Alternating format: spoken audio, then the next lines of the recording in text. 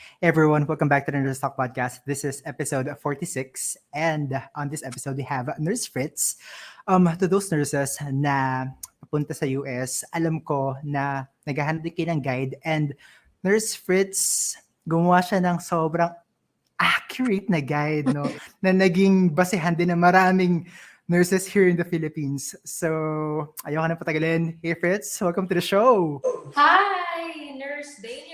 First and foremost, thank you for having this vlog. I suppose it's really helpful to a lot of people, nurses who wants to come here to the US. Yes. Hello, kumusta dyan sa Texas? Mainit pa rin kahit fall. If you are headed to Texas, there's only 2 seasons. So at this time of the year, you would expect a change of weather. Unfortunately not. We're still in the hundreds. It's still hot. But it's good. We're in America. Couldn't complain.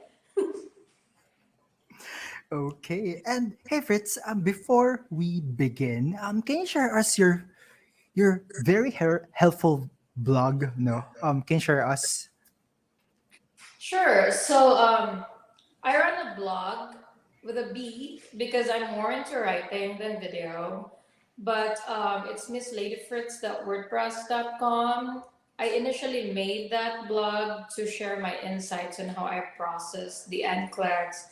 And then eventually it turned out to be like the lifestyle and what things happen here in America in general. So if you're looking for helpful information, you can go ahead and search www.missladyfritz.wordpress.com. And I hope it helps people out there processing their NCLEX. Yeah. Yeah, kaya pag pupuntahan mo dito sa website niya, no, latest upload is tama, inatapos na yung contract mo, no? Yeah, my contract is done. I've been here for 4 years, almost 5 years now. So, nakawala rin. Wow, malapit na. Yeah. Tama. Next okay, so anyway. Hopefully, another blog for citizenship, how to apply. Oh yeah, grabe. Everyone will be waiting for that. Okay, so Fritz, can you share us lang your journey as a nurse? No? Before ka nag-NCLEX, anong work mo here sa Philippines? So, before I took the NCLEX, head off after graduating nursing, nurse agad, I was part of the RN Heals program. I know that will reveal my age. But... Wait, same tayo, RN Heals. Okay, tayo. Di pa ako ganun katanda. So, nag-roll out yung Philippine RN Heals program. So, I was part of the RN Heals too. So 1 year in the hospital, they rotate us into different wards. At that time, I was so sure I wanted to be a pediatric nurse. So, gusto ko ng pediatric nurse. And then they made me into pedio ward, which I didn't like kasi hindi ko makasundo yung mga parents. Yung tipong hindi mo makuha yung vein, and then yung parents are like, sure ka kaya mo. Ikaw na lang, gusto mo. Parang ganun yung effect. So I was like at that point where hindi ko sure kung gusto talaga ng nursing. So yung supervisor ko, awang-awa sa akin that time. Nilipat niya ako sa dialysis. That time, taga-kuha lang ako ng BP and all those things.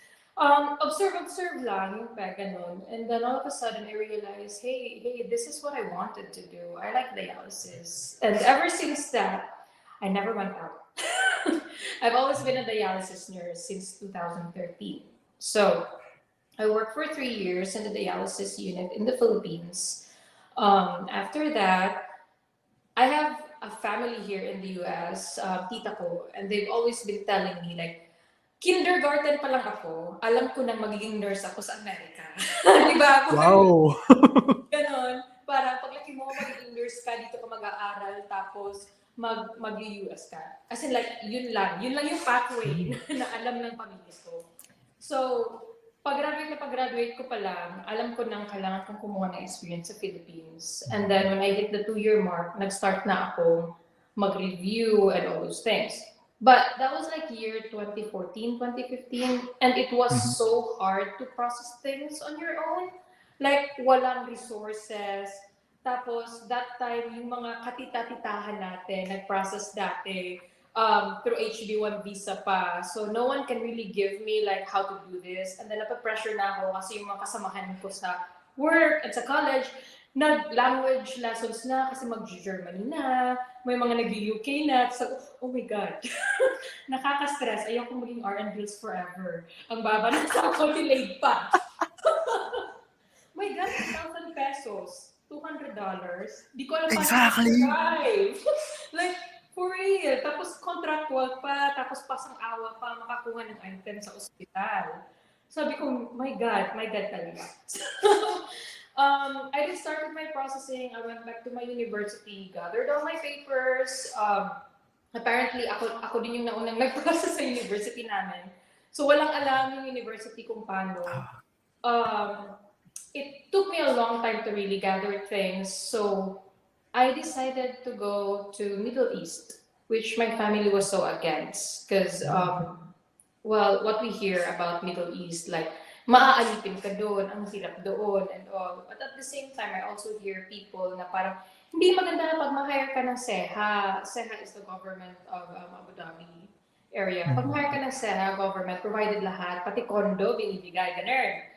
But it was so hard to get into those things. And that time, yung competition ng dialysis was like very high. Like yung mga dialysis nurses sa Pilipinas, nagtitake talaga ng exam sa Manila and all that. And I came from a province. Takot ako sa Manila. Talaga.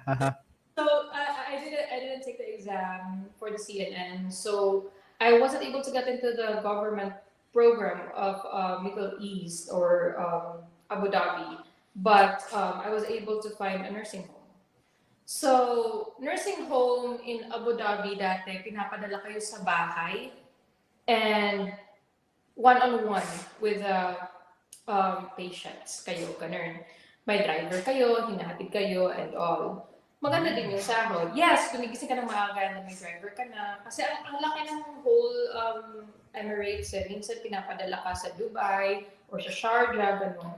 So I was a nursing home nurse for a long time, for like 1 to 3 years. That was year 2016 when I went to the Abu Dhabi. And then general nurse ako doon for 1 year. So, iba't ibang cases yung hinandle ko.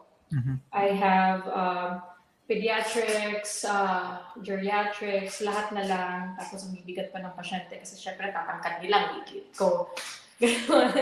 Lahat, like fundamentals of nursing, doon mo talaga ma-appreciate.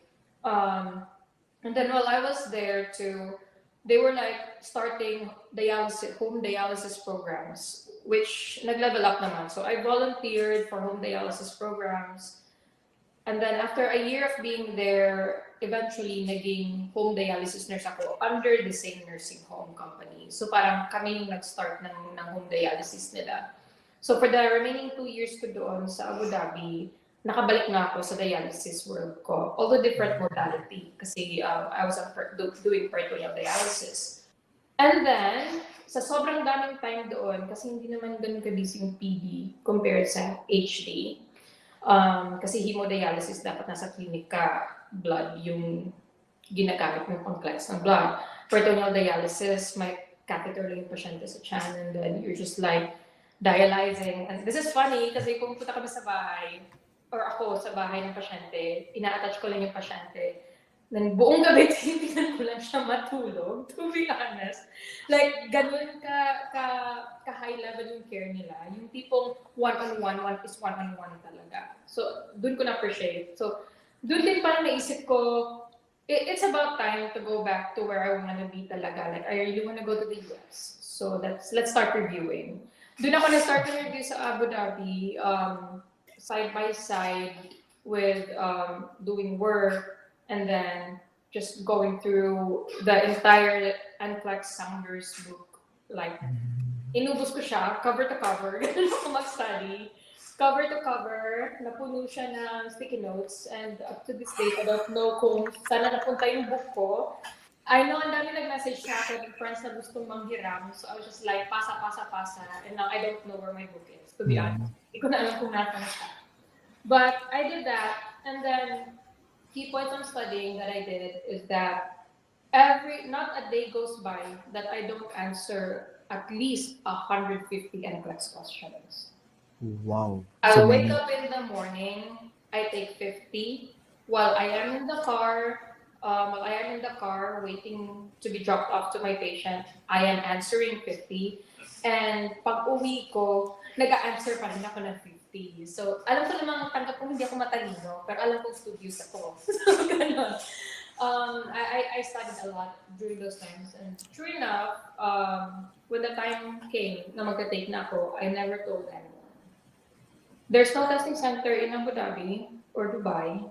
I know yung pinakamalapit India. Pareho ako namang mawala sa India. So, umuwi ako ng Pilipinas. Nag-Manila ako for 3 days just to take the exam. At best friend ko lang yung may alam. Not my mom, not my dad. Like, wala. Like, the whole time, umiiyak ako sa flight. Kasi hindi ko alam kung paano pinagagawa ko sa buhay. Para feeling ko walang blessings ng family. Nag-Middle East ako, labag sa kanila. Nag-take ako ng NCLEX, walang may alam. Ganun. And then, nakabalik na ako ng Abu Dhabi when I passed. So that's where all the journey began, processing and everything. And that was like 2017. Pero na-realize ko, ang hirap, kahit pala nakapasa ka na, ang hirap pa rin ang process. So, and this is like, I'm gonna reveal this the first time. Very few knows this, but kasi writer ako ever since. So I was so confident na mapapasa ko yung IELTS. Hindi ako nag-aral. So when I passed the NCLEX, 1 week after, nag-book na agad ang lola mo ng IELTS. I don't know the rules. I don't know nothing. I just went with mere confidence na parang, tagal ko rin nagsusulat. Galing ko sa English. Di ba ganun? Yung parang ganun, na parang crown of glory ganun. Ayun, bumagsak yung lola. Na-depress ng slide. So, 4 months kong pinush-back yung IELTS ko, nag-aral and all. Sa second take ko, doon ako pumasa. So, advice ko sa younger self ko back that time is that don't be too overconfident. Aral-aral din pag may time. And yeah, I took I know a lot of people are like, oh, you only took this thing once. So you're like the overachiever, ganun. But to be honest, I actually took my IELTS twice kasi I was overconfident. And then, when I passed my IELTS, diretso na. And then I think came May. Tapos na ako sa DS ko. But, Of 2017 pa rin? O anong year na yan? 2017 to 2018, nagpa-process pa rin ako ng papers. But, since ako yung first na nag-process sa school namin, ang daming kulang.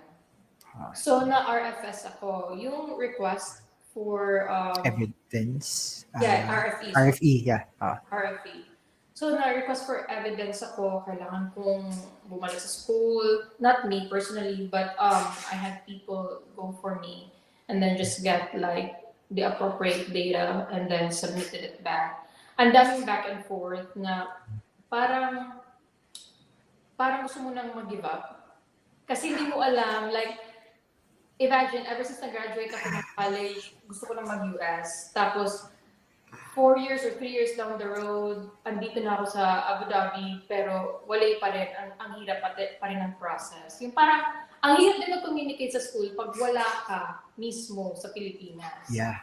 And then yung school ko pa, nasa bukid. So, yung wala man lang fax machine that time sa school namin. So parang umaasa talaga ako naging talaga ako na, naging user-friendly friend sa mga friends. Pasuyo naman, please, babayaran kita. So, the whole 2017 to early of 2018, process lang ng process. And then, 2018 of May, finally, nakasubmit na ako ng DS-260. Pero natamaan din ako ng retro. But by that time, nagka-problem yung company ko sa UAE. And I was out of a job. I somehow found myself out of a job. At the same time, yung tipong ayaw mong mag-renew sa ibang kumpanya kasi nag-aantay ka na lang sa US. But at the same time, ayaw mo namang umuwi ng Pilipinas kasi lahat ng papers na pernasas mo, andito sa Abu Dhabi, police clearance and everything. I was so torn. So I processed my UK. Talaga? I did. So I was like, oh, well, so I need to, saan pupunta talaga ako ng UK? Hanapin ko si Harry Potter. So, I processed my UK. And then I went as far as getting interviewed, getting hired. May IELTS na ako, so sinabit ko na lang yung IELTS ko. I went as far as that. And then I went as far as having scheduled for an interview at the UK embassy. So, may interview naman sa UK embassy. And that time, my company na pumayag na, sige, while waiting ka, since we are pioneering our own dialysis unit, if you can just help us with the policies and procedures of the company while we're opening up. So I said yes to that while I was waiting for either my UK or my US. And kung kailan sigurado na ako mag-UK ako, biglang nag-current. So I was like waiting for like May to August, and then all of a sudden biglang nag-current. So parang, hahabulin ko ba si Harry Potter o yung pangarap ko? Yung parang ganun. So, long story short, I weighed the options. While UK will really give you a lot of opportunities to travel, as in, like, yung mapifeel mo talagang yung tanong ng employer, are you happy with this? Are you happy with this? As in, like, they matter about your happiness. Ganun sila magtanong. I know travel-wise and everything, I would be good in the UK, but at the same time, yung pangarap ko is US. And I know that stability-wise, job stability-wise, mas malaki yung kita sa US. So, I went for US. Eventually, November, nakapag-schedule ako ng interview. And then, 3 days after the interview, I got my passport back with a US visa. And hindi mahirap yung questions. Trust me. When I went there, yung tanong lang sa akin is that, how long have you been doing this? Oh, in case of emergency, do you have a family to run to?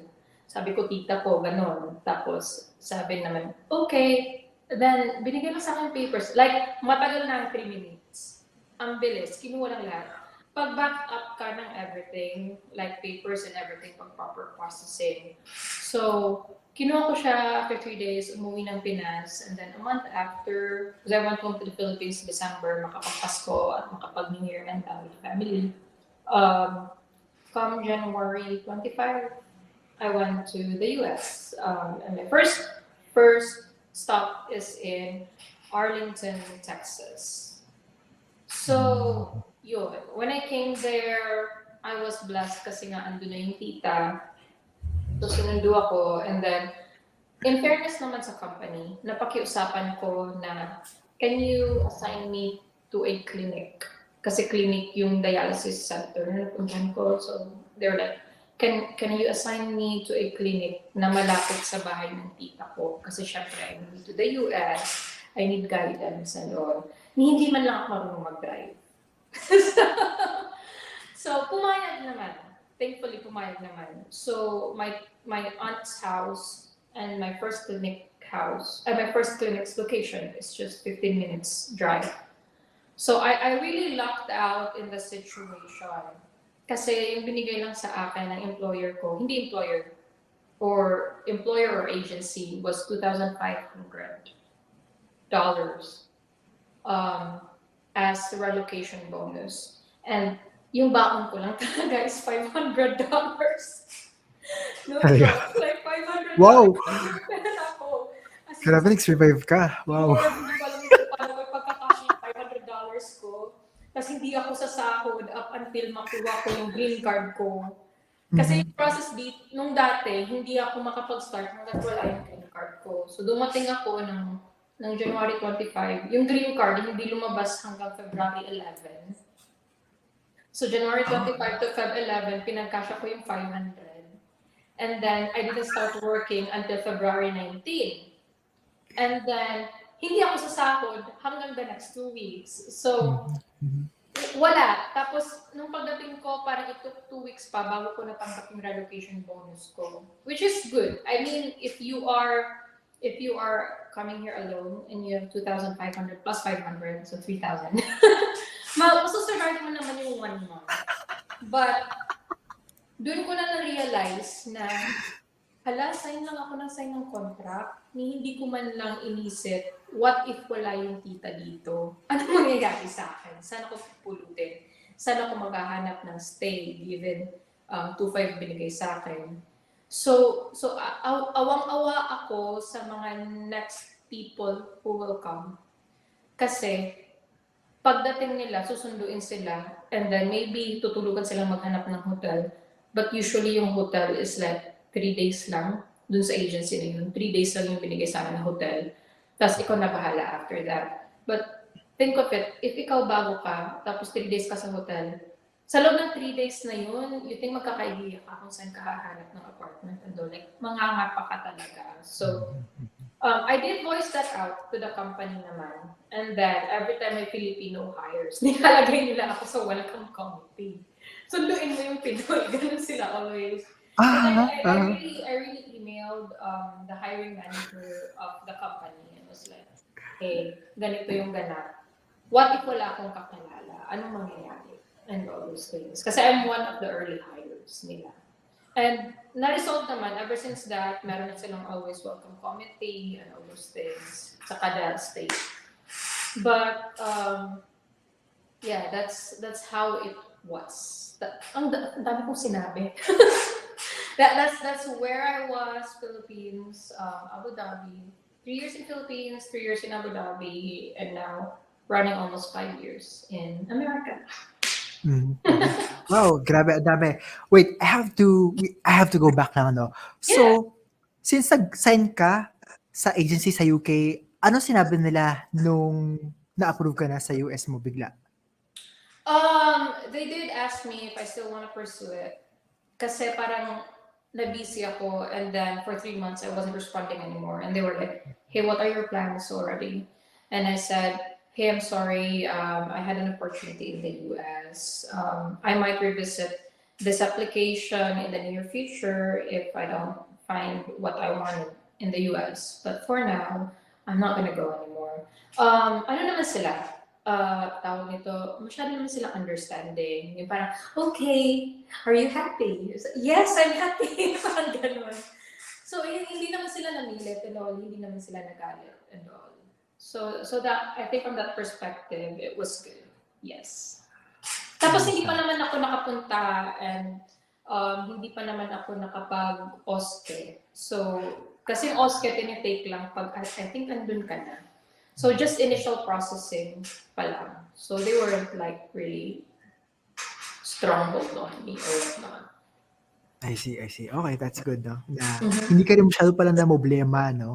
Kasi Hindi. okay lang pala. Okay. Although nakalabas na ako na ng pera kasi may mga processing fees and all, pero collateral damage.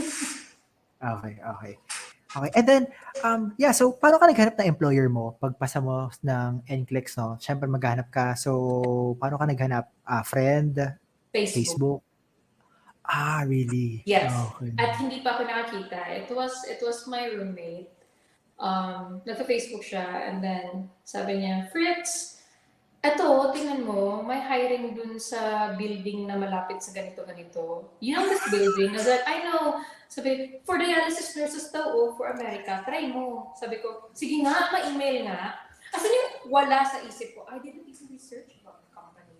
Sabi ko lang, well, nakapasala ko ng NCLEX. Asan yung, ewan ko, if I was gonna look at my younger self, yung tipong, everything was smooth flowing kasi yung happy-go-lucky lang na parang, ay sige, try ko. Sige nga, matry nga. Parang doon yung attitude ko. Parang, sige nga, mag-take na nga. Feeling ko, okay sa akin mag-take nga. Parang ganun lang yung attitude ko dati.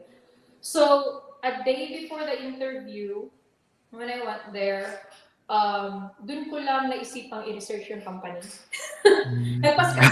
I really don't have any idea. Like, walang idea yung lola mo. Wala. So, I researched it and I realized, hala, ang laking company pala nito. Yung parang doon ko pa na-realize yung intensity or yung gravity ng pinagagawa ko sa buhay. So, I went there, interviewed. In fairness naman, okay lang yung interviewer. Tapos mabait sila and all. And then they were wanting to assign me to New York kasi nga single ako. They were like, oh, we will hire you, but we're gonna put you in New York kasi single ka. And after that, walang family. It's more, New York is more built for single people, yung sabi nila. Tapos bata ka pa, mag-enjoy ka doon and all. Tapos, doon ko lang parang napag-isip na parang, ay, ayoko na malayo sa tita. Parang probinsya, biglang Manila. Parang ganun yung feels. So sabi ko, I know, can you assign me in Texas? And then my aunt lives in Arlington. Can you put me there? Parang ganun. And then Wow. they went online and then they looked at clinics na nangangailangan ng nurses and they were like, okay, sa ngayon, walang available sa Arlington. Pero may nurse na patapos na rin yung contract, but we'll put you next in case hindi na mag-renew yung nurse. So that was 2017 na interview ako. So in the span of those months waiting, yung nurse hindi na nag-renew. So automatic ako na nurse. Yes. Mhm. So naswertehan din ako, I would say. Like, everything is still pure luck. I think yun na yung mga dasal ng parents ko, yung novena ni mama. Parang, alam ko, hindi niya alam pinagagawa niya sa buhay, pero please, ilagay niyo siya sa maayos na lugar na kung saan man siya mapadpad, she can always get help forever. Yung parang ganun. So, naswerte ako sa location. I had the best team I could ever ask for.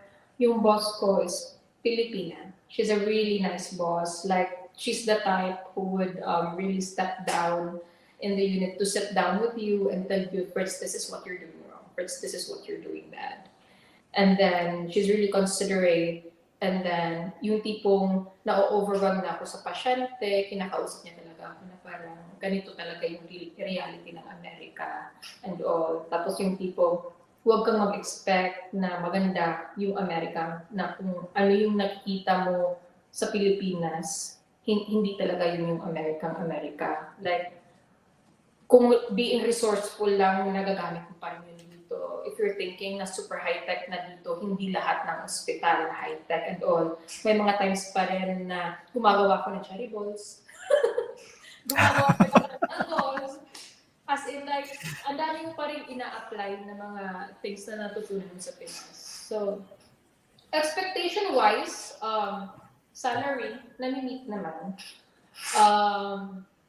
Workforce, depende. Meron pa rin mga tamad at batugang workmates. Hindi yun mga tamad.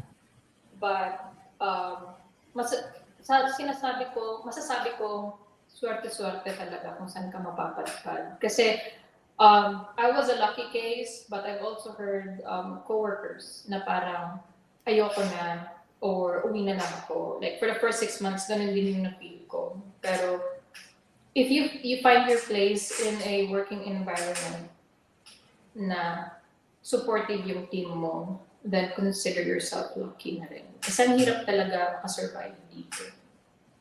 Mga mapa ka talaga. At first. Yes. I see. Pero gusto ko yung diskarte mo, no, na ang bilis mo mag-decide. And I think some din lahat no nang dahil mabilis kang mag-decide dyan sa nakakuha ka ng place din sa Arlington kasi possible no na kung naghintay-hintay ka, matagal ka pa mag-research, pwedeng hindi mo nakuha yung spot doon eh. Ang galing na din, okay yun. Yeah. Wala, I just go with the flow. Kung ako yung type ng tao na kung ano unang maisip ko, go! Yung parang ganun. Okay, and okay, let's talk about your work. So, pagdating mo, tama, di ba? Tumira ka kay tita mo, di ba? Tama? Yeah, sa Arlington, Texas. And then, dialysis nurse, acute ka or chronic nun? Acute? I was chronic for the first Agad? time. Yeah, chronic. So, ito pa, yung pinirmahan kong contract, kasi nga, may may negative din yung padalos-dalos kong desisyon. Yung nung in-offer sa akin yung job, sinabi, okay, this is the job offer. Charge nurse yung pinirmahan ko. Oh, talaga? Charge Oh. nurse yung pinirmahan ko. So yung pagdating, tinur ako, and then yung sabi, but yung binigay sa akin, pinapatingin sa akin yung, eto yung role ng tech, eto yung role ng ng bay nurse, ganun. But this will not be your job. Dito ka uupo sa desk kasi charge nurse yung pinirmahan mo. Sabi ko, ano? Nagulat ako. You mean to say, imamanage ko lahat ng mga taong to? They were like, yes, kasi yung pinirmahan mo.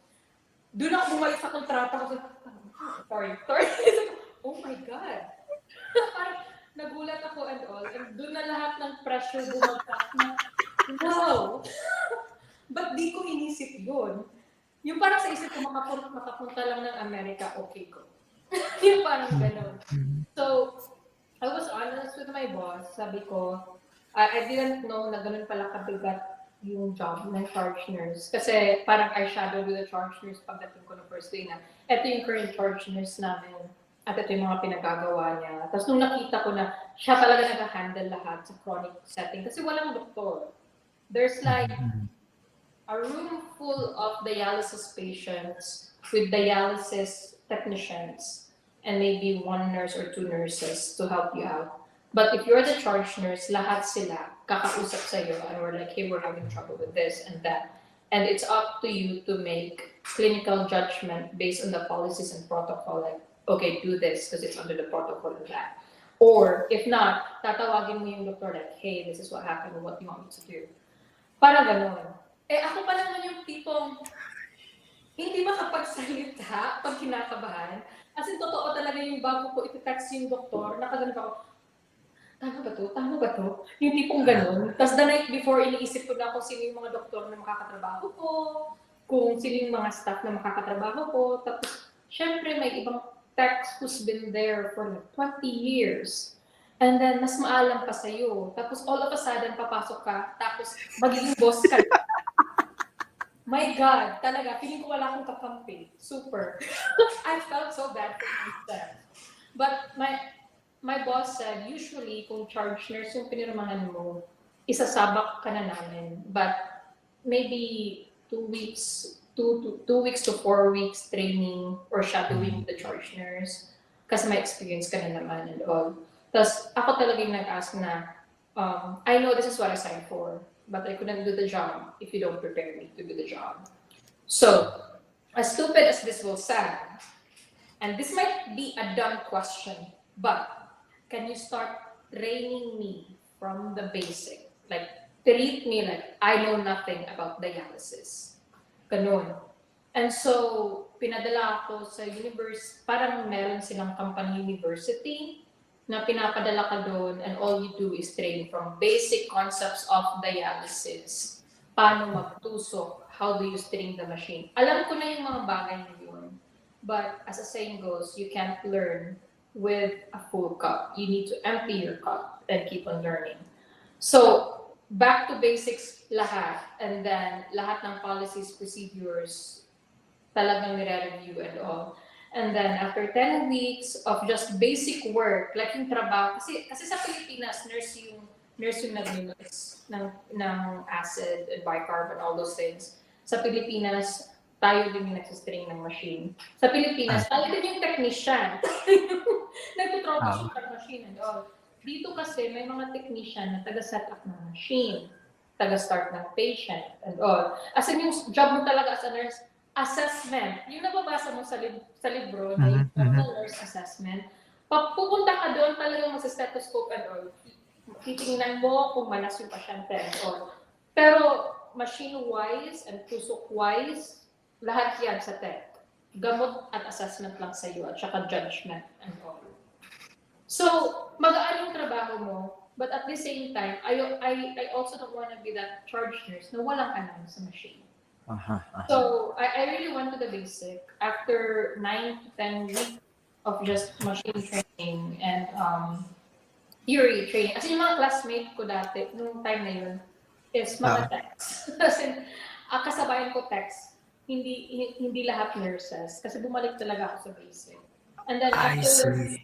after that, I even asked to shadow with a tech for 2 weeks. Like sabi ko, I know tech kita, but I want to shadow with you for 2 weeks. Like, how do you handle it like, actual? So 9 weeks training basic, 2 week shadow, and then after that, shinado nila ako sa charge nurse. So in a span of 3 to 4 months, dito sa Amerika, biglang charge nurse na agad. And then I still remember the first Monday.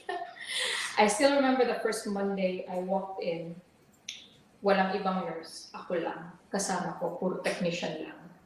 12 pasyente. And then I looked at the schedule, and pagtingin ko, charge nurse pangalan ko. And I looked at my tech, yun nagtatrain. Tapos pangyak-iyak na yung mata ko.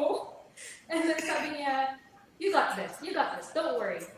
Tapos sabi ko, okay. Tapos yung tipong, yung mga pasyente mong nakikita ka for the past week na tinitrain ka, all of a sudden, charge nurse ka na. Parang, at first, parang skeptical pa sila sa akin, can you do this? Parang ganun. Medyo nanginginig pa ako. And then, magra-rounds yung doktor, nakasunod ako sa kanya, buong chart, hawak ko pa. Tapos pag ganun pa yung tipong, narag. And then, may mga times pa na nasigawan din ako ng pasyente, na parang, you're just like wanting to ask them this and that, tapos nasigawan ka na parang, you don't know what you're doing, parang ganun.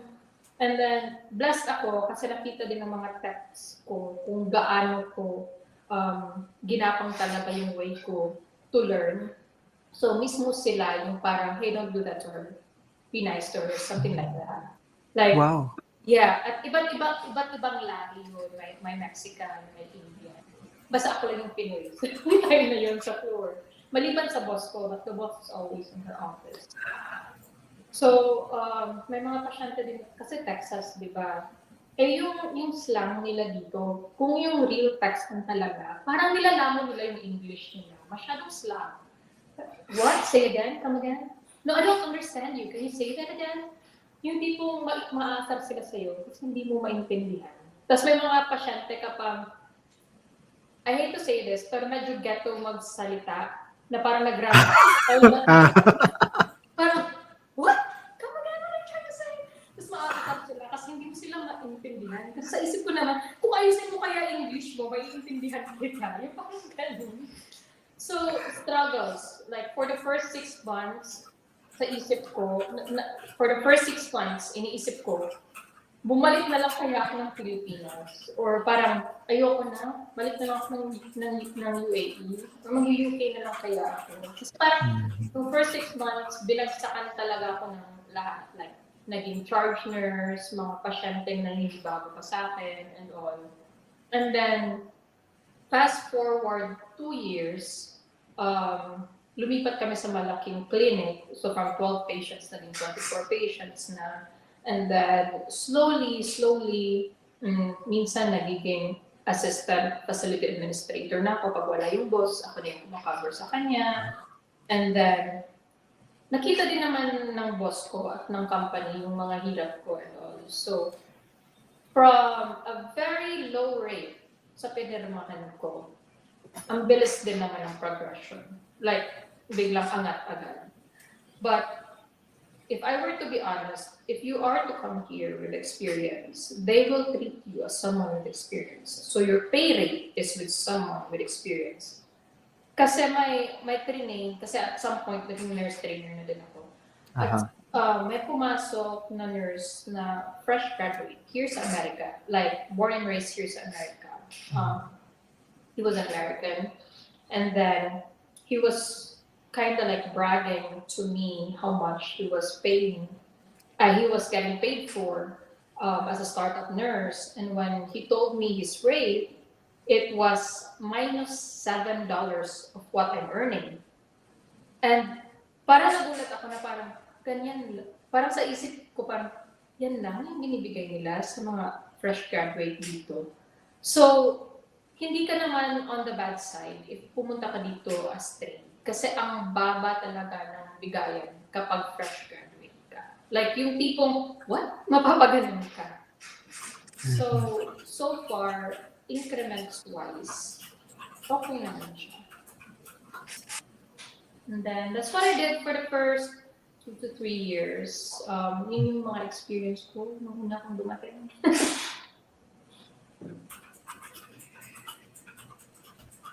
My gosh, nawala ako dun. I know, for Wait, 6 months, iyak na ako. na naalala ko lang no, sinabi mo na inumpisahan nila yung training mo from the basic and then umabot ng 3 to 4. Gosh, I think that's a good company kung saan ka napunta. Kasi ang dami ko nakausap na nagsimula sila, sa kontrata nila, ganito katagal yung training. Pero dahil kulang yung nurses, naging weeks na lang talaga. And then, nasalta din sila na parang totally, wala silang alam. So, very stressful din talaga. So, Ah, I went back to the policies and procedures, and if you are gonna look back, actually, I saw na kung fresh grad, 1 year training, actually. Kung new nurse. Pero kasi, they never treated me as a new nurse. Kasi nga, pag tayo nag-a-apply sa Pinas, I have no experience. Hire me. yeah, yeah, yeah. Diba? So, pag pupunta ka dito, parang, ay, wala pala akong experience. So, may experience ka, pero sobrang ibang-iba yung ginagawa natin sa Pinas to here. Kasi, one thing I saw is that sa Pilipinas, wala tayong strict policies and procedures na pina-follow. Dito kasi, every time may questions ka, sasabihin, is that by policy? And you're like, I don't know. Can you check in the computer? And then meron talaga dun step-by-step policy. Like, kung how long mong i-cleanse yung site, kung anong pad yung kailangan mong gamitin. Like, very, very, talaga siya, step by step. So, you will never go wrong. So, in case tayo magpunta na parang mag-audit sa inyo, like, if you're following the policy, you are good. And that's one thing na na-realize ko na wala yan. Wala sa Pinas yan. Sa Pinas, kung ano lang makita natin, okay, pwede na natin itong gamitin. I've been doing this for a long time. Okay, you're okay, you're okay. Ganun tayo sa Pinas. Pero dito, talaga, strict sila. So, although, I'm not gonna lie, I've seen other, like, having worked here for a long time, syempre, may mga nurses na makikita mo, shortcut na in the long run. But for beginners talaga, and to save your license and whatever, you need to be online with the policies. And sometimes it's kind of ridiculous already. Yung mga policy na parang, talaga lang ha? Parang papaganon ka na? Na parang, ang tedious naman, talaga lang may time kang gawin yan. Hindi mo makakanon ka talaga. Wow, daming kain, parang isa lang yung pasyente, kaya mong gawin mo. Pero yes, if that's one difference that aside from salary, policies and procedures is like one of the big difference that most of the Philippine hospitals don't have. I'm pretty sure yung malalaking hospitals sa Pilipinas, merong policy and procedure, like yung international level. But especially yung mga nurses na tulad ko na galing ng probinsya and all, hindi pa ganun ka, may policies, pero hindi ganun ka-provido. Hindi ganun ka-strict. Yeah, so, teka, di ba, chronic ka, pero na-experience mo rin ba mag-work sa acute setting? Yes. So, I was a chronic nurse kasi pinirmahan ko chronic, but you can actually also go to acutes because there are 2 types of acutes. One, yung acute dialysis na yung hospital talaga yung nag-e-employ ng dialysis nurses. And 2, yung acute dialysis na affiliated ng dialysis company. So, yung dialysis company ko, outpatient and inpatient yung sinuservice nila.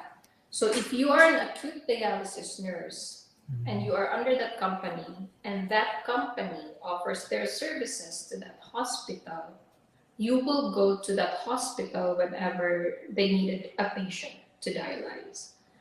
But the downside is you're not going to only one hospital, but all the hospitals that company provides services as an acute dialysis facility, which I don't feel comfortable with. Kasi first and foremost, hindi ko marunong mag-drive. Pupuntahin mo ako sa madaming hospital. How am I supposed to get there? Uber, edi ubus pera ko. But they pay your mileage. If you know how to drive, they pay your mileage. Pero kasi, kung hindi ka marunong mag-drive, kasi lalagay ka sa Texas, nakita mo ba kung gano'ng rahas yung mga drivers dito? Walang pakialam. Nag-take over and all. So, medyo natatakot akong mag-acute that time. So, on my 2-year mark, ako kasi yung tipo ng taong, although I act on an instant, I also like to plan ahead on what my next step is.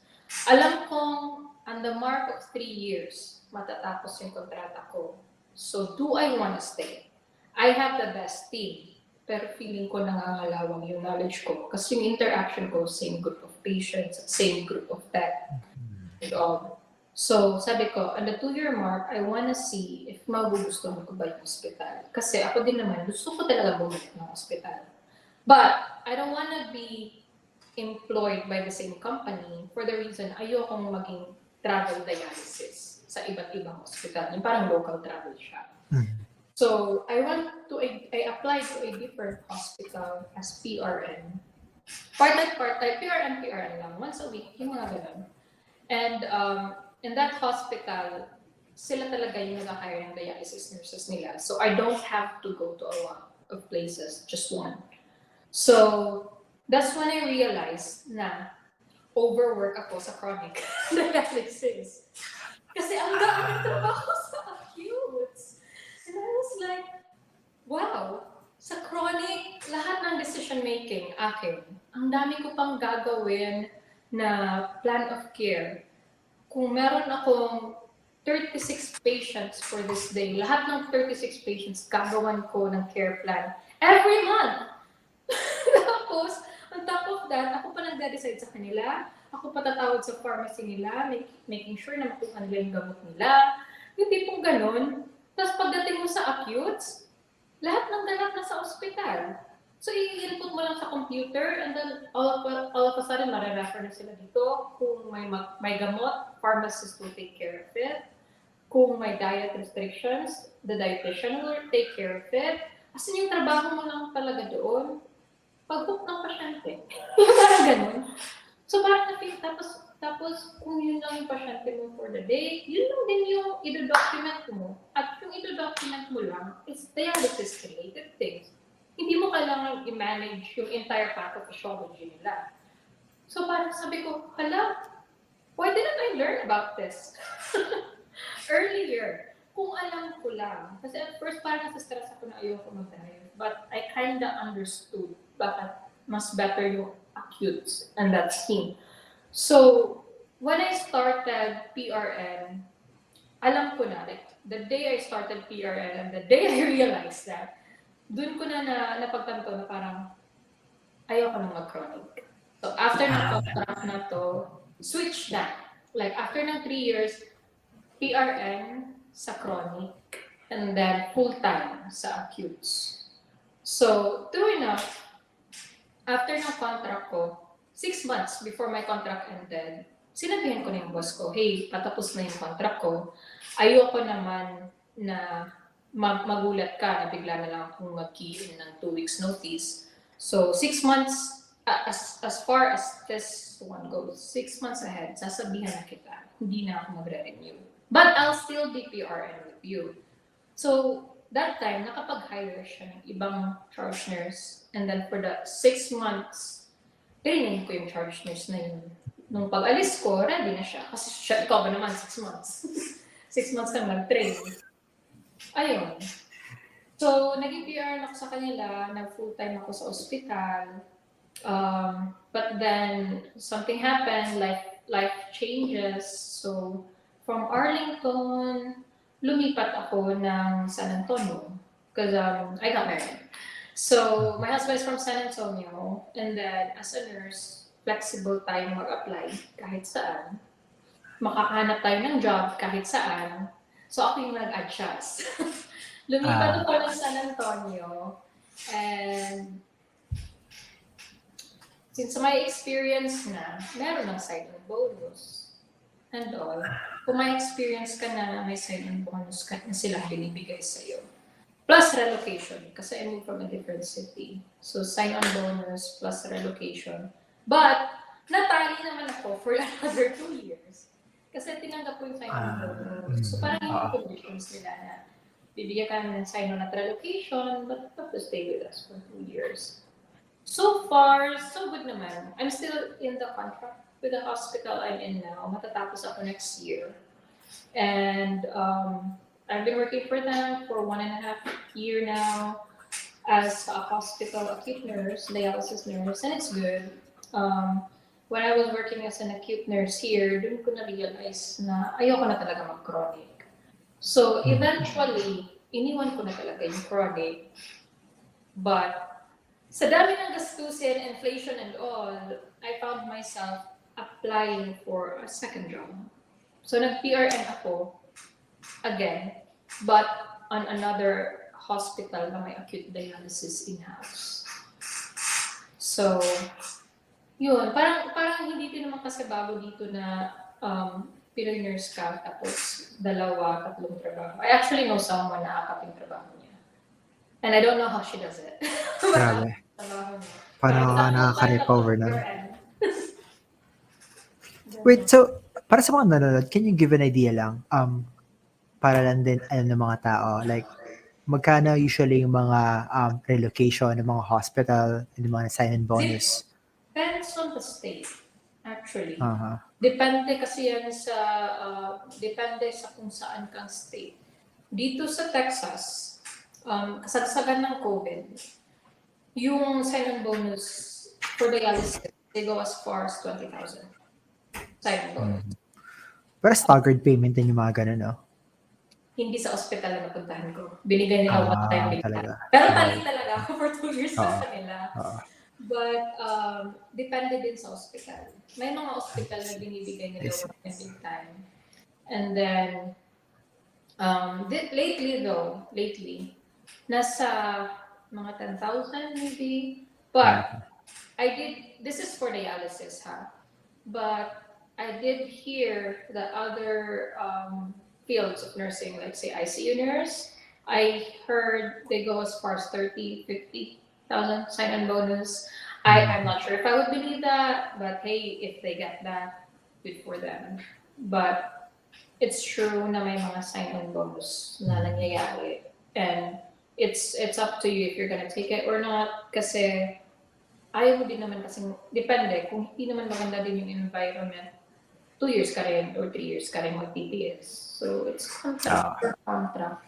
Pwede mo namang bayaran, but it wouldn't look good if hindi ko tatapusin. And I've always been the type of nurse na parang, okay, I really want to stay in contract as much as possible. So, I see. Okay. And actually, one of the reasons why I asked that is because madaming mga... Wait, clear ba yung audio ko? yeah, you're honest. Okay, yeah. So the reason why I asked that, kasi madaming nagko-consider mag-buyout and then yung sign-in bonus nila, yun yung ibabayad nila sa employer nila. I actually had an article published, and then I did change the title because apparently we cannot use the term breach of contract anymore.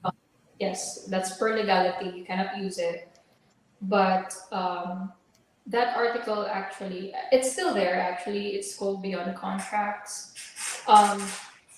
But that article is not there to convey or to encourage people to actually not finish their contracts, but more so to encourage them to know what you're signing up for before you even get into that contract. Kasi ako, based on personal experience, sign lang ng sign. Yung tipong bulatan. So, alam ko kung gaano kaganda sa feeling na makatanggap ng offer. But, don't sign offers fast. If you can get options, bigyan ng option. Like, apply in as many companies as you can. Compare your options, and again, do not be afraid to ask and demand while hindi ka pa nagsasign. Say, I don't think I can work with this sign-on bonus. Can you do this for me? I'm relocating from far away. Can you do this for me? I'm signing for this thing. This is a huge role. Can my rate be like this? Like, do not be afraid to ask what you want then. After all, if they're gonna say no, pwede ka namang, okay. Pwede ka namang, okay. Parang ganun. But as what my husband always tells me, there's nothing wrong when you ask. If you never ask, you will never know. That's what he always tells me. So it's not bad to ask. It's not bad to compare, so long as wala ka pang pinipirmahan. Now, if you are in that situation na talagang nakapirma ka na, and then you find yourself in a very stressful, abusive environment, then that's the time that you can go back to your contract, see kung anong mangyayari, kung hindi mo tatapusin, talk to a legal counsel. Kasi maganda dito, each hospital or each clinic or wherever you're at, meron yung legal counsel. You want to go back and ask them, hey, if I do this, what will happen? So make sure that before you do anything rash, you need to talk to a legal counsel, say an attorney or a hospital representative and all those things. Just don't do anything rash. Like, syempre, importante din naman yung emotional health mo dito. So if there's really something wrong, then you have to go back to your contracts. And as always, just so as to cover yourself and to avoid payments, you always have to check with the legal counsel. Yes. And yun naman talagang ideal no? Mag-apply ka to many as you can para ma-compare mo which has the better option for you, no? And actually kasi yung pag-demand, no? Parang wala yun sa practice natin dito eh. Kaya a lot of nurses talaga nahihiya or parang hindi kayang gawin yun. Yeah. And that's true. Like, I think nature na sa ating mga Pinoy na kung ano yung binibigay, we look at it as opportunity and you just go ahead and sign. Which dapat tinatanong at saka dapat pulido kang mag-research, including the place kung saan ka ma-assign. Like, wag lang pirma ng pirma. Isipin mo rin kung saan ka nila ilalagay. Isipin mo kung yung paglalagyan nila sa inyo, safe environment ba? Kung nag-o-offer sila ng bahay, yung area na paglalagyan sa iyo, safe ba? Kasi, I'm not gonna sugarcoat this. Yung crime rate sa America is higher. You'd probably see a lot of homeless people here more than the Philippines, to be honest. Like, hindi siya ganun ka-safe. Kung hindi ka, or kung hindi mo alam yung mga lugar, lalo na kung bagong salta ka dito. So, minsan nakikita ko sa other pages, nagtatanong, saan makakahanap ng murang bahay? Pag nakapunta na ko dyan, is there like an apartment I can stay na mura lang and all? Minsan, yung iba, okay, ganun na, punta na ako sa mura.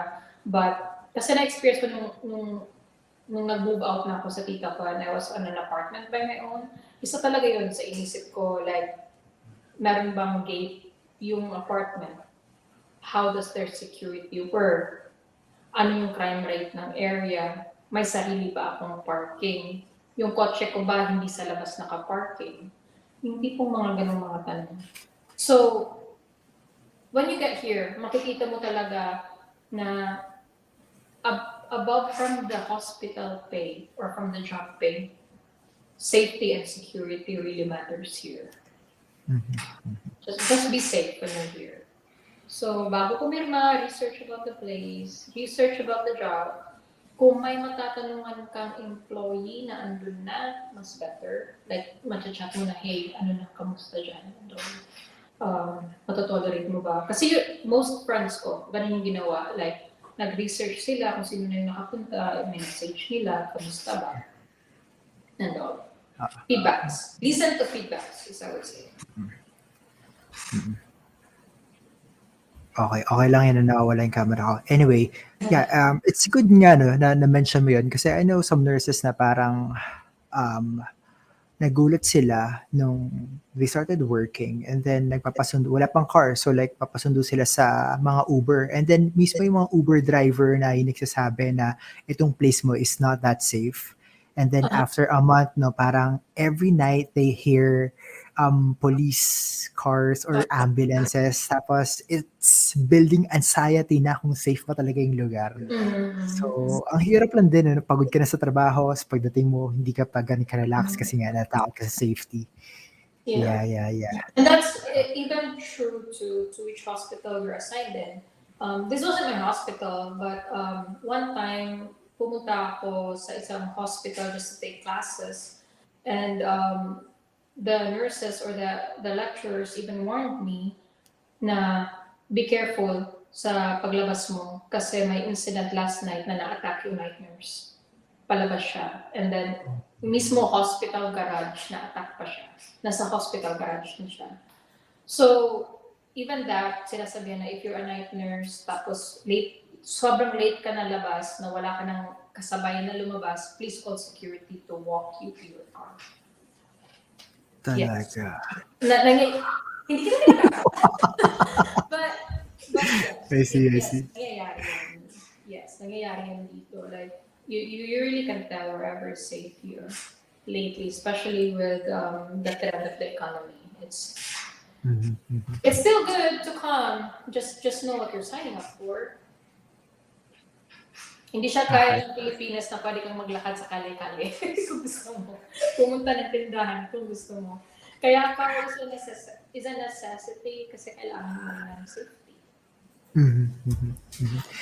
Okay. And then, wait, let's go back lang, no? A few questions before we leave the workplace. Can you compare lang some, from basic pros and cons lang na mga acute versus chronic? In terms of salary, may difference ba sila? In terms of documentation, ano mas madami? Nurse-patient ratio, ano mas madami? And how about the equipments? May kakaiba rin ba sila? Kasi parang a lot of nurses want to know that here. Yeah, it's actually one of my key points, like the difference between acutes and chronic dialysis. Like I wanted to make a blog about that, pero super busy lately, so medyo slow. But this is what it is. If you are in chronic, the most commonly used machine, most abused used machine is Fresenius. My God, if you know how to work Fresenius, you're okay here. Fresenius machine is the most commonly used machine in the chronic setting. I do know na merong mga chronic setting who uses Baxter too. The double cyclers and all those things. But so far, here Texas, Fresenius talaga yung pambato nila dito.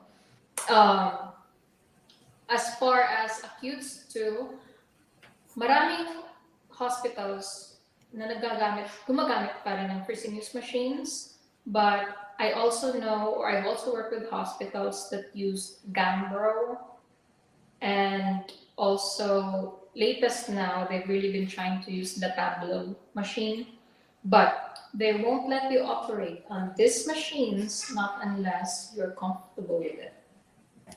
So they will train you, so you don't have to worry about it. Dadaan ka ng mga checklist, meron kang trainer. Like after a certain amount of time that they train you, your trainer will always go back to you with a checklist and watch you do things and just be like checking on it and be like, okay, you did this, and then your preceptor would be like, so you forgot this step and all these things. So you don't have to worry about new machines. Kasi ako dati na-anxious din ako na parang, ay, ano ba yan? Parang bagong machine. Gusto ko yung free service. But no, there are different machines. But else, in terms of salary, not gonna sugarcoat it. Mas malaki yung bigayan ng hospital. So, that's the reason why lately, always my hiring yung chronic kasi ang daming nagsisialisan din na mga nurses, whether in contract or not in contract, nasisilaw sa offer ng hospital. Mas malaki yung bigay ng hospital, mas lesser workload ng hospital.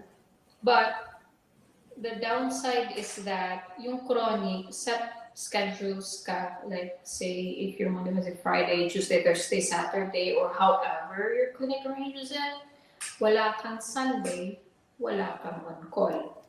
Plus, certain chronic facility, walang holidays. Like they try to move up the patients, depende. But if you're in the hospital, may on-call ka, night on-calls, meron ka rin holidays, kailangan mo mag-pick up ng holiday. And then, um, yung days mo is unpredictable. Kasi hindi ka naman pwedeng mag-request ng Monday, Wednesday, Friday ka lang talaga, or Tuesday, Thursday, Saturday ka lang talaga. Like, they really try to jumble it up.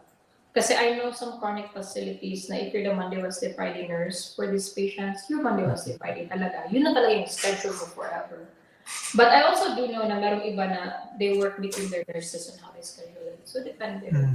Pero, yun din yung one thing na si tata ko lumipat ng acutes. Kasi ayoko ng on-call. Hindi na ako sanay ng night shift. I don't know how you do it. But I cannot do night shifts anymore. So, may mga on-call, may mga night shifts sa ospital. And I'm just like, kaya ko ba mga night shift ulit? Yung ganun. So sinuwerte naman ako na sa ospital na napuntahan ko, merong designated night nurse. So, hindi ako nag-night shift. Pero, may on-call pa rin ako. So, once a month, off yung lahat, ikaw yung on-call. Once or twice. Pay, so yun, sa pay, mas malaki yung hospital. In terms of your status, if mas malaki, so this is what I wanted for people to understand too. Yung full-time, mas maliit yung salary or yung kita ng full-time kaysa PRN. Kasi yung full-time, you have all the benefits that the hospital gives you kasi full-time employee ka. So it would only make sense na if PRN ka sa hospital, mas malaki yung binibigay nila sa'yo kasi wala kang benefits na nakukuha. So between full-time and PRN, mas malaki yung bigay ng PRN. If you are wise, mag-a-apply ka sa apat ng hospital, gawin mong PRN lahat para malaki sahod mo. But, kung wala kang insurance, dyan ka rin mayayari. Because you need insurance to survive here. But that's one strategy. I know nurses with a lot of PRN kasi gusto nila yung malaking rate, but yung insurance nila sa asawa nila. Yung asawa, yung babae. You can do that. There's a lot of ways you can earn money here. And that's one strategy. Kung papayag asawa mo. I see. Actually, may nabasa nga rin ako na ginagawa ngayon ganun sa asawa na na-insurance sila. Tapos, the good thing is that if you're PRN, ikaw yung pipili ng... Sorry, can you repeat that again? If you are PRN, ikaw yung pipili ng schedule mo. Kasi nga, you come in as needed basis. So, tatanungin ng boss mo, hey, what are your availability for next month? So, kung meron ka ng kalendaryo, kung alam mo na kung saan ka magtatrabaho, pwede mo, I can come on the 2nd, on the 5th, on the 6th, or something like that.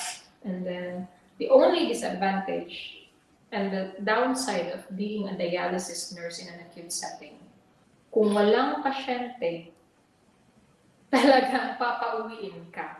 Cancel Yes, kinakancel ka o minsan tinitext ka, hey, can you be standby hanggang 12 noon? Tapos yung 12 noon naging 3 p.m. Yung 3 p.m. naging 5 p.m.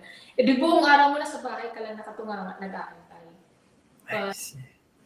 That's also the reason why, as a dialysis nurse, it's wise to keep 2 to 3 jobs. In case makancel ka, may pupuntahan kang iba. But if you come to think of it, kung talagang walang pasyente, hindi season ng pasyente sa ospital, sa dialysis nurse, kung parehong hospital to hospital yung trabaho mo, what makes you think na may pasyente dito, may pasyente din sa kabila? So, kung buong lahat ng hospital surrounding you walang pasyente, it would always be good to have chronic. Kasi that's one advantage of chronic too. Never silang nawawala ng pasyente. Kasi nakaschedule na yung pasyente nila.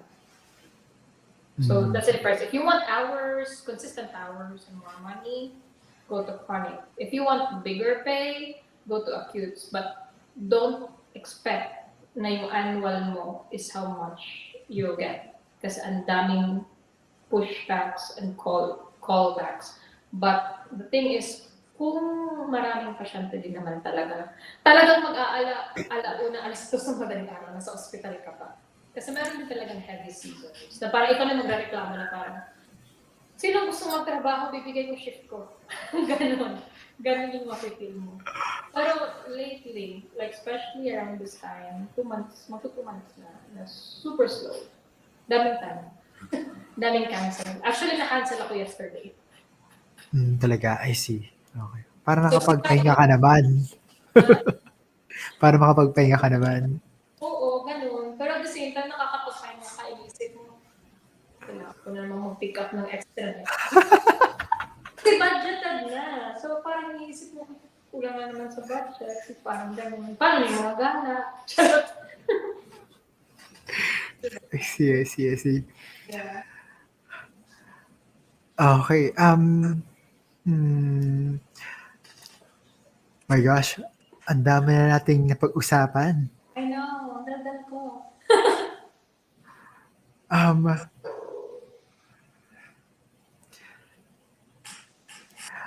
May nagtatanong, no, isa sa mga audience, kamusta daw ang career growth ng dialysis? Depends if you're willing to take higher education. So, if you are in a chronic setting, kung nag-start ka as regular nurse to charge nurse, there's an opportunity for you to be facility administrator, meaning boss na nagmamanage ng buong clinic. And there's also a chance for you from facility administrator to regional director and those things. So you can climb up a ladder if nasa chronic ka. If nasa acutes ka naman, you still can do it. You still can climb up the managerial level, but I would say it's rather rare. Kasi syempre isang boss lang naman yung buong hospital, and then mahina yung turnover. Unlike chronic na maraming clinics na pwedeng paglagyan sa'yo in case mag-level up ka. But one thing that would help is that if you get master's, major in administration, hospital administration, of course, that will put you into an edge. If you're a dialysis nurse, you can be like taking exams like certified dialysis, hemodialysis nurse, or certified nephrology nurse, and like you could like go forward that way. But knowledge-wise, if chronic ka lang, talagang mangangalawak ka. If nasa acutes ka naman, there are times that you encounter ICU patients. So it's not that stagnant kung acute ka, kung knowledge-wise. But career, if you really want to step up your game, take your master's, or not, kasi yung boss ko dati, hindi naman siya nag-masters and all, talagang napansin lang talaga na magaling siya. So, nag-level up siya. And then, I know when I was there, I've been offered every year, kasi every year may evaluation. Every year, every evaluation, they would ask me, do you want to try being a facility administrator? We have a clinic, they need an FA. If you want to be an FA, we can make you an FA. And I'm always like, no. Nakikita ko kung gaano ka-stress yung mga boss ko. So I was like, no, masaya na ako nag-duty, umuwi, tapos. So if you're into that stress, go for it. But there is definitely career growth if you know how to level up. They will definitely offer it to you too. So, yun. Pwede ka namang, depende sa iyo if you want. Take masters if you want to. I see. Okay. Okay, thank you for that. And wait, binasa ko kasi yung blog mo and you mentioned about taxes and isa sa mga natutunan mo is the more you do OT, the more taxes you pay. Which is, totoo din naman, no? Kasi sa Pinas, I don't know how tax cuts work in the Philippines. Alam ko na if you reach a certain income sa Pilipinas, tinatax ka nila. But I never work in the Philippines na ganun kalaking sahod na tax cut ako. Pinakamalaking sahod ko sa Pinas is RN Hills 8,000. So, never na-experience yung tax sa Pilipinas. never ko rin na-experience yung tax sa UAE because it's a tax-free country. Mhm. On my time, it was a tax-free country. I'm not sure about now. But nung pagdating ko dito, 40% ng sahod ko pumunta sa tax. So, nung unang tingin ko ng paycheck, sabi ko, sino si OASDI? Ba't niya kinuha yung pera ko? Ba't ako may ambag? Siya ba may ambag sa akin? Di parang napapasyon ako na parang, ang laki ng tax! And then, at the end of the year naman, you're lucky if malaki yung binibigay mo towards tax. Kasi at the end of the year naman, binibigay nila yan pabalik sa'yo if na-over-contribute ka. So, wise ways, if magdo-donate ka sa Goodwill or anywhere, kunin mo yung resibo and then lagyan mo ng value. Para pag mag-file ka ng tax, masasabi mo may donations ang binigay. And all. Isa yung trick. Nalalaman ko. And then, kung marami kang trabaho, syempre, makikita nila mas malaki yung income mo. Syempre, mas malaki yung kukunin ng tax. Kung single ka with no dependents, makikita nilang wala kang ibang pinagbibigyan ng pera mo, syempre, mas malaki tax mo. So, pumunta ka dito na may anak. Charot. But, ganun. Ang heavy ng tax dito. So, minsan naiisip ko na wag na nga lang mag-OT. Kasi OT ako ng OT, yung pera ko napupunta lang naman sa tax. So, that's one thing to consider. Kung hindi ka naman talaga kapos sa pera, at saka you can get by with just 2 jobs, don't work more than 4 days a week. Pahinga ka na. Huwag masyadong magpayaman. Yung mayaman yung tax sa'yo. So, ganun. Parang make it a rule at some point na kung maraming extra pay, kasi minsan pag holidays, maraming extra pay. Sige, on those days, 5 days ako mag-work on that week. Pero kung hindi naman ganun kalaki yung offer ng mga bonus pays, minsan, sit back, relax, and enjoy. So, yun yung naman nato. Charot. Ganun. Okay. I actually know someone na single parent din na pumunta sa States, and nagulat lang ako kasi nga dahil single parent siya, parang yung nag-file na siya ng taxes niya, sinasabi niya sa akin, nakakuha siya ng 5 kasi single parent siya. So isa nga yun siguro yun sa mga advantage, no? Pag And single parent. that is true. Because I've known coworkers ko na may mga anak, tapos umaabot sila sa 8, 12. Kasi pag ikaw nagpapaaral din sa anak mo, ipasok mo sa tax yung books nila, yung tuition nila. Pag dependent mo pa yung anak mo. So yun, pasok pa rin yun sa'yo. Pero kung wala kang dependent, aso lang dependent mo. wala rin. Wala. Pero kung iisipin mo, yung cost of living of having a kid versus what you get back on the tax is still bigger. So, mas mahal pa rin magkaanak kumpara sa nakikickback mo 5,000. Mahal. Yeah. I'm not saying huwag pumunta dito na may anak. But it definitely will help you in a tax bracket at the end of the year. Parang naging hulugan mo na siya. My husband will always tell me na at the end of the year, the goal is not to get a money back.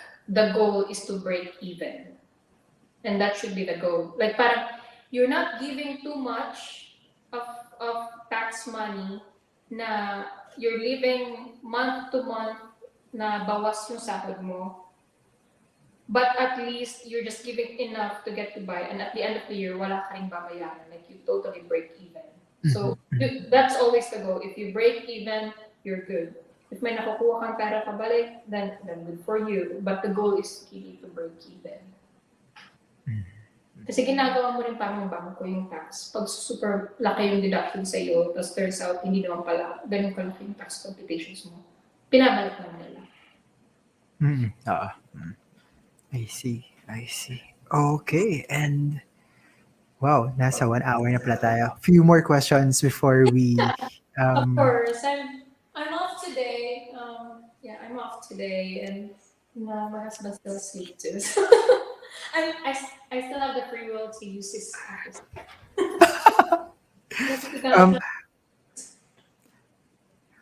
When you say ba na nag-move ka from cities to cities, ano-ano yung mga cities na yun? Lahat I sa moved, Texas, diba? yes, everything is in Texas. I moved from Arlington to Irving. It's within Dallas, just 30 minutes apart. And then from Dallas, from Irving, the big move is San Antonio. It's Ah, 5 hours away. Kasi Mhm. ganito yun, sa Pilipinas, you would think that it's a different city from like Manila to Cebu to Quezon and all those things. Dito kasi, just think of entire Texas as the Philippines, and the cities inside it are the different cities in the Philippines. Because Texas is really big. Like you can drive 8 to 11 hours, and you're still inside Texas. That's how big Texas is. So San Antonio to Dallas is 5 hours away. San Antonio to Houston is 3 hours away. But the good thing is, if you are in Texas and you hold a Texas license and you're moving around Texas, you don't have to secure a different license Mhm. specifications just to work in a different city. Kasi Texas ka pa rin. Now, it would be a different thing if you move to a different state because you have to abide to their state requirements. But Mhm. overall, moving around the US is very easy. Say, for example, nalagay ka sa isang city na ayaw mo, and somehow, somewhere along the way, nag-travel ka, and then you saw a city, na na-realize mo, ay, mas gusto kong tumira sa ganitong state. You can definitely transfer. The only hard thing that I would see is if yung state na gusto mong lipatan is hindi tumatanggap ng compact license. Mhm. Kasi up to current, there are 50 states. And up to current, I think, I'm not sure ha. Nung last na chinek ko, parang 26 states lang yung compact license. When you're in a compact state, say Texas is a compact state, you can work in another compact state without having to convert your license. You would have to endorse it, but you don't have to convert. Say, if I am from Texas and I move to California, then I would have to go back and apply and make sure that the California curriculum matches my current curriculum. And at some point, sabi nila, I haven't tried it, na meron daw tayong kulang na units sa maternity or OBGYN, so you would have to take extra classes bago ka makapagtrabaho sa California. So, Mhm. so that's where it differs. But as far as moving state to state, it's okay. Moving city to city is even better. It's not so bad at all. So because I know maraming, and that's how I felt. I felt really bad moving to a different city at first. Kasi nakasanayan ko na yung Dallas. Marunong na akong drive sa Dallas. In short. So alam ko na kung saan yung preference ko na ganitong lugar and all. But it was scary at first. But you will you will get by. And then sa nalipatan kong ospital, puro Pinoy, yung mga dialysis nurses. So it kind of worked for me really good too. So yun. Okay. Okay. Just sa San Mm. Antonio, Texas, ano yung mga things that you can do during your day offs? Well, San Antonio is, I would say, very traditional still compared to Dallas. I can only go as far as comparing Dallas and San Antonio. Um, Dati sa Dallas, kung weekend trip, ang bilis lumipad kasi yung airport accessible sa lahat. Dito sa San Antonio, if lilipad ka, magko-connecting ka sa ibang city if wala yung flight na siniservice. So most of the time, here in San Antonio, dito mo talaga makikita yung mga cowboys. Like, I'm not Talaga? kidding. Sa Dallas, makikita mo lang yung mga naka-cowboy outfit with all the hat, with all the boots, and with all the belt. Pag nagpunta ka ng Fort Worth, because that's what, like, cowboy area. Pag pumunta ka dito sa San Antonio, hindi ka na magugulat if may maglalakad sa yard mong naka-cowboy outfit kasi yan talaga yung pananamit nila. Ah, Dito talaga. ka makakakita na mga pasyente, sasabihin talaga sa'yo, howdy ma'am. Talagang Ah, dito. Minsan yung wow. nagpapa-Uber kami, yung kumakatok, naka-cowboy pa, howdy, how y'all doing? Ano daw? So, yun, makikita mo yung talagang cowboys, makikita mo yung mga rancho, meron talagang yayamanin mga cowboys Mm. na may mga rancho. Um, I would say kung party people ka, Dallas is still better and Austin is still better.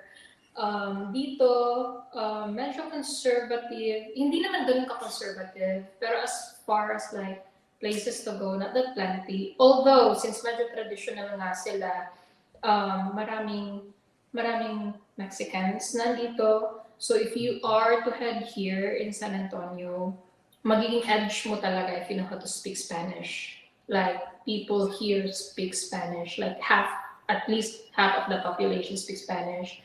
Like, most of my patients speak Spanish.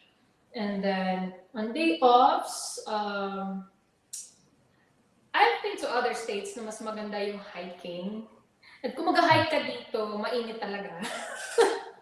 So, sceneries-wise, if you like the views of a desert and canyons, not canyons, if deserts and just like big rock boulders, then that would be Texas for you. Walang beach. Utang na loob, huwag kang aasang may magandang beach sa Texas. May beaches dito, pero if you are from the Philippines, dadalhin ko nila sa beach, yung reaction mo parang, eto na yung beach Aha. dito. Have you seen Boracay? Parang ganun. Aha. Ang tsaka ng beaches dito. So, beach is okay. What else? If you're in San Antonio, depende kung sino yung kakasama mo, but you will really see people here who hunt. Like, they love their guns here. People here bring their gun license. You would see people carrying guns here, although concealed. Here in San Antonio, if you're a fan of Mexican food, then magsasawa ka sa dami ng tacos dito. Taco there, taco there. The best tacos that I've tried so far dito sa San Antonio. There is the River Walk, the very famous River Walk. There is the Battle of Alamo, kung saan nangyari yung away dati from Mexico and Texas. Texas has a lot of military bases. So, military hospitals, marami din. At saka, one of the biggest Veterans Administration or VA hospital in Texas is also here in San Antonio kasi andito lahat ng base. But, you can't apply kung hindi ka citizen. So, maging citizen ka muna bago ka maging VA nurse. And then, ano pa ba? Maraming hindi sila makadagat. More on lakes. They're a big fan of lakes here. So, you go to lakes, you go boating, kayaking, and all those things. Pero mainit. Yun ang masasabi ko. Mainit talaga. Super init. Mas mainit pa ata dito kasi sa Dubai. Parang ramdam ko yung init dito kasi nasa UAE ako. Dito pa ang init. Yes. Okay, and a few more questions. Any future plans sa nursing career mo? Right now, before I met my husband, I really was wanting, to be honest, was wanting to move to a different state, Colorado, because I like the greeneries, hindi mainit and all those things. But of course, turn of events, I got married, I met my husband, and he's from here. So as far as moving to other states, probably no. Maybe go back to Dallas because my family is there. Andun yung tita sa Dallas. My friends are there. Lahat ng nirecruit kong kaibigan from the hospital sa Texas. Hindi ko alam ba't ako yung napadpad ng San Antonio. Lahat ng tinulungan kong friends nasa Dallas. So maybe go back to Dallas. I did toy around the idea of finally accepting the facility administrator position because sometimes they still ask me for it. I'm not so sure. I have this time I have to think. This time I have to think because I've seen how my boss worked and I think that's kind of hard. Maybe take more accreditation exams just to see what my options are. And I think the goal now is to try to exhaust what dialysis nursing could offer before I go and look at other options in nursing, may it be nursing or outside of nursing. Because if you go here, you will realize that marami ka rin magagawa, hindi lang nursing. Pwede kang maging photographer. Ang dami pwedeng gawin. So I've almost done with my contract in the hospital, and I'm actually on that point where I'm kind of thinking ahead and deciding like what's next. And right now I'm more of like, well, I'm deciding. I'm also more of like, maybe it's time to step back on the career plans and focus on the personal life. Then like maybe have a baby or something like that. So kailangan din ng balance for now. Of course. For now. Ganun. Okay. Yeah, tama yun, no? Ganun talaga yun, no? Yeah, kailangan mo talaga yung balance, and syempre pag nagkaroon ng family, talaga nag-iiba rin yung mga priority natin, no? Mm-hmm.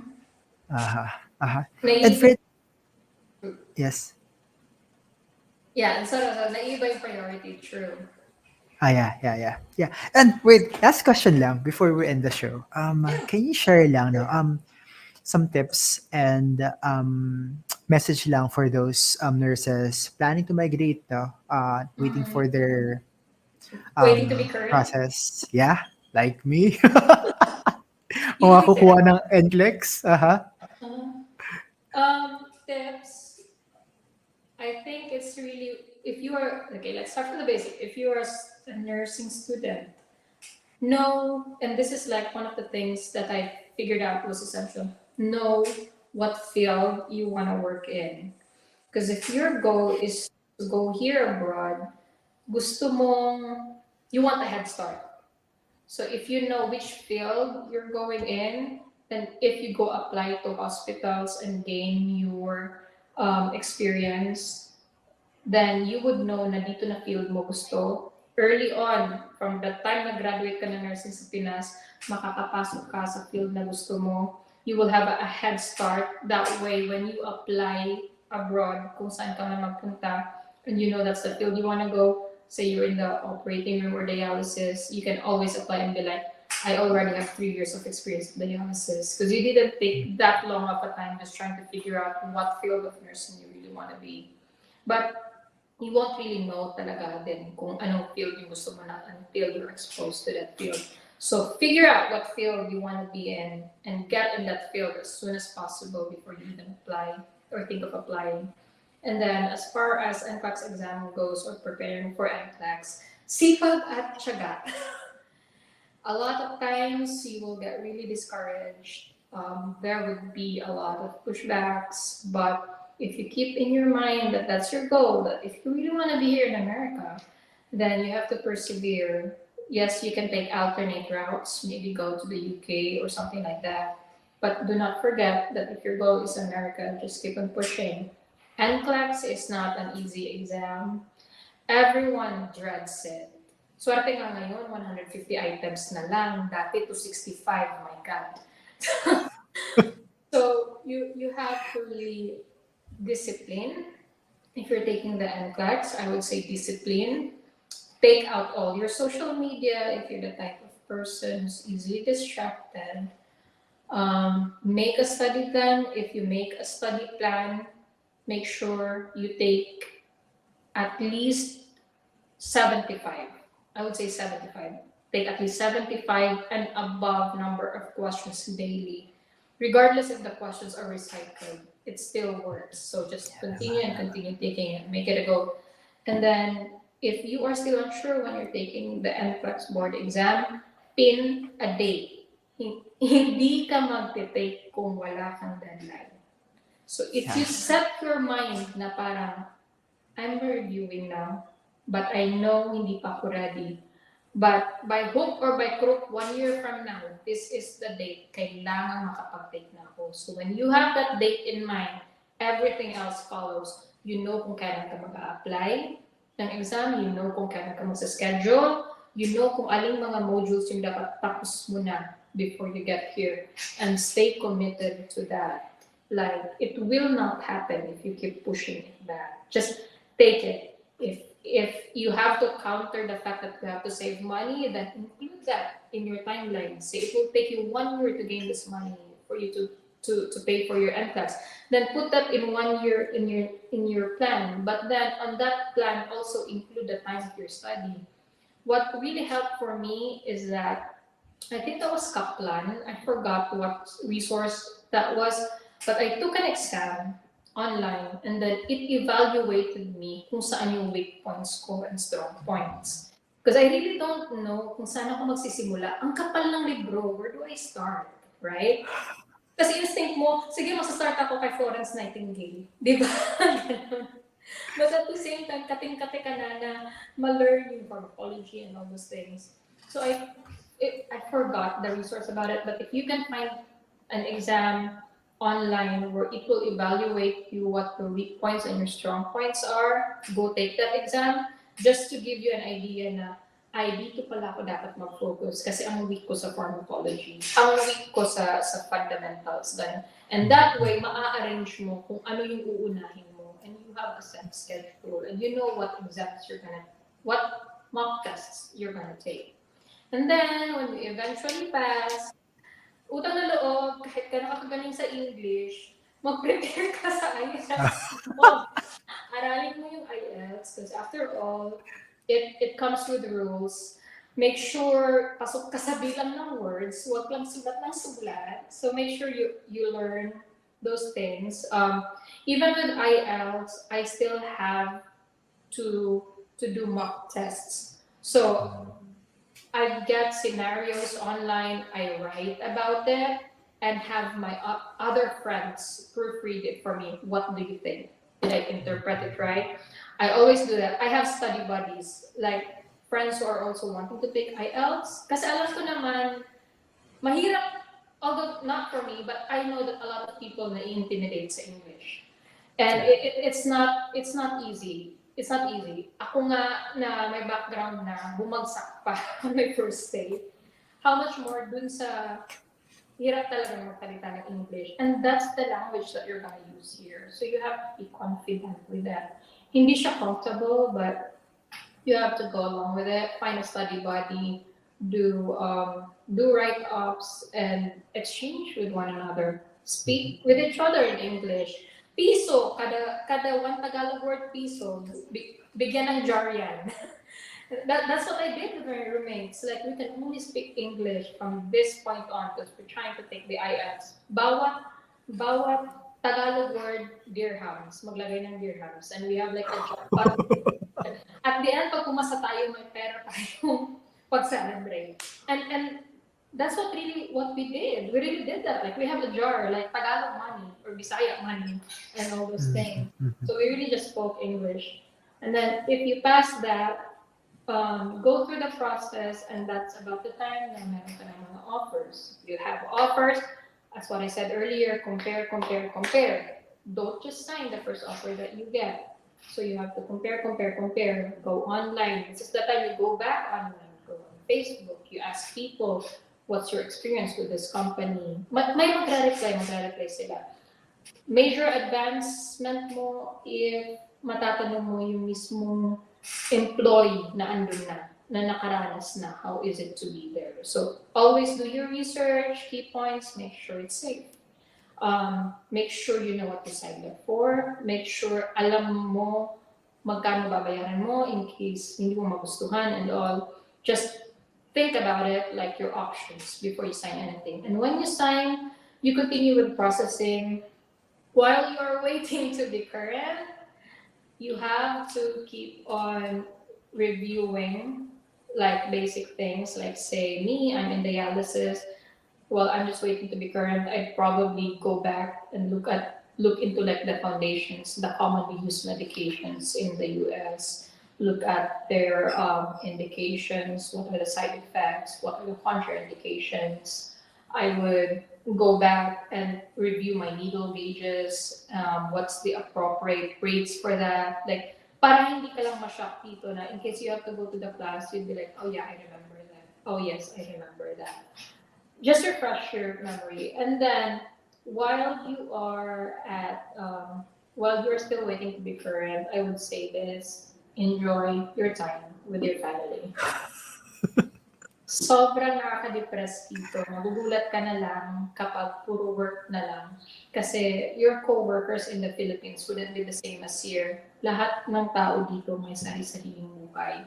So whatever happens at work, stays at work. And very rare na makakasama mo yung mga workmates mo outside. Kasi means sa Pinas, kasama natin sa work. After, oy, gusto mong labas tayo, ganon. Balot tayo, ganon. Hindi yun nangyayari dito. Very rare. Very rare. Most of the times, yung mga coworkers mo dito may sariling buhay. So, usually work at lang talaga yung balance ko. And then, while you're there, also try to decide like gaano kalaking mga gamit na dalhin mo. Trust me, you don't need to bring a lot. Pagdating mo dito, marirealize mo, ang bilis mag-shopping dito. Like yung mga brands na Nike, Adidas. Maraming mga retail brands dito na super cheap. So you really don't have to bring a lot. What else? I guess that's what I can suggest if you're current. Like, just prepare for it. But at the same time, also spend time with your family. Kung may mga gusto kang gawin sa Pinas na hindi mo pa nagagawa, kung gusto mo mag-Boracay, gusto mo mag-Palawan, mag-Siargao, pumunta ka na kasi hindi ka makaka-uwi for the next 3 years. Matatagalan pa bago balik mo. Puntahan mo na lahat ng gusto mong puntahan. Ipasyal mo na, pumasyal ka na with your parents kasi hindi mo rin pakita na. So, yes, that would be my advice. Okay, yeah, tama. No? Ipasyal na, puntahan na lahat ng gustong puntahan dito. Yeah. Yung libre, kasi alam ko walang pera pa at the moment. Parang pasyal, Fritz, wala pang pera, di ba? Okay. Okay, Fritz, grabe. Ang dami namin natutunan. I hope so. Yeah, and para sa mga nanonood, no, dapat talaga basahin yung vlog mo para malaman yung the reality tsaka yung guide talaga, no? Yeah. Yeah. I like it kasi hindi ka rin talaga nag-sugarcoat at sinabi mo rin yung mga totoo lang na naramdaman mo nung nandyan ka. Yeah, I never did that too. Kasi ayoko rin ma-culture shock yung mga nagbabasa na, ay, ganun pala dun. Parang, lalo na ako, galing ako sa Abu Dhabi. Tapos yung nakikita ko about US is pictures ng magandang side ng New York. Tapos pagdating dito, may homeless. Parang sabi ko, ano ba yan? Wala yung sa Abu Dhabi. Tapos sa probinsya, walang masyadong mga homeless people din. So I was like, bakit ganun and all? Pero, makukulture shock ka talaga if you don't know what to expect. But I'm not saying expect the worst, pero take out the picture of the America you have in mind, because that's not what you're gonna be encountering on a daily basis. Like, hindi ganun kadaling maghanap ng dolyar dito. In short. Yeah. Okay, yun talaga, no? Kasi usually din sa social media and sometimes sa news, no? Like, hindi na napapakita. Talagang magaganda lang yun napapakita talaga. Yeah. Okay, Fritz, thank you so much for your time. Of course! Thank you so much for having this talk with me. Feeling ko ang daldal ko. But for anyone wanting to reach out on the blog and wanting to ask me things, there's an option there where you can like leave comment suggestions as to what I want to write next, and that would really help me write more blogs to others as well. Yes, yeah. And I will link your blog sa description or sa comment section siguro down below ng episode na to. Fritz, thank you so much and I'll see you sa States. Thank you so much, Daniel.